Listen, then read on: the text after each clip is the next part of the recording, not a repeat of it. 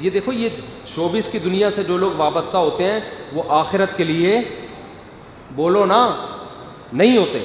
آخرت کے لیے تو خرید کے دیا آئی فون، بچوں کو گاڑیاں لے کے دی اس نے، سب کچھ کیا. جب بیمار ہوا نا تو ڈاکٹر نے کہا ان کے علاج پہ 20 لاکھ روپے خرچہ آئے گا. بچوں سے ڈاکٹر نے کہا کہ گاڑیاں بیچو، فون بیچو، علاج کرو. بچوں نے پیسے دینے سے، بولو نا، انکار کر کہ ہم اگر یہ سب چیزیں بیچ باچ کے ابا تو ٹھیک ہو جائیں گے، ہم تو دوبارہ زیرو پہ آ جائیں گے. اور بالآخر وہ باپ مر گیا. یہ نتیجہ نکلتا ہے اپنی اولاد کو دین نہ سکھانے کا. سمجھتے ہو کہ نہیں سمجھتے؟ تو اچھے بھی سمجھیں گے جب بوڑھے ہو جاؤ گے. ابھی جوانی کی مستیاں ہیں، سمجھ میں نہیں آ رہی بات. تھوڑا سا ہم صحیح ہو جائیں. تو ہم تو اللہ سے زندگی مانگتے ہیں اس لیے تاکہ ہمارے اعمال اچھے ہو جائیں. اور ہم پریشان ہو رہے ہیں جو لوگ مذہب کو نہیں مانتے، وہ زندگی برائے زندگی تاکہ ہم مزید عیاشی کر سکیں. تو بھائی کب تک کرو گے عیاشی؟ ایک دن آئے گا یہ تمہیں قبر میں اتارے گی یہ.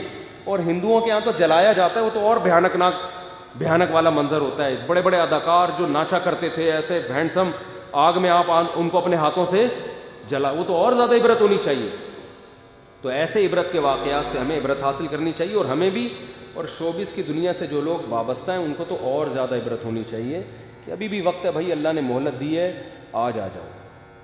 آج کل 3-4 دن پرانی بات ہے، مجھے ایک نوجوان ملے، وہ کرکٹ کے بڑے سلیکشن ہونے والی تھی. سلیکشن ہونے کا ٹائم تھا، عیاش بھی تھے کافی، پر راتوں کو دیر سے گھر آنا، نہ نماز کا پتہ نہ روزے کا پتہ. حضرت حکیم اختر صاحب کے بیٹے بھی ہیں، خلیفہ بھی ہیں. ان کے کہیں بیان سننا شروع کر دیا. اچھا اسٹائلش بال رکھے ہوئے تھے، داڑھی واڑی تو تھی نہیں، نماز روزے کا پتہ نہیں تھا، بس قومی ٹیم میں جانے کا کہ میں بڑا وہ بنوں گا کھلاڑی. کسی کو ایکٹر بننے کا ہوتا ہے، کسی کو کھلاڑی بننے کا ہوتا ہے. ان کے بیانات سننا شروع کی، اللہ نے تبدیل کر دیا. میں ان سے ملا تو ان کے گھر والے کہہ رہے تھے یار یہ لڑکا ہمارے قابو میں ہی نہیں. فوج سے پہلے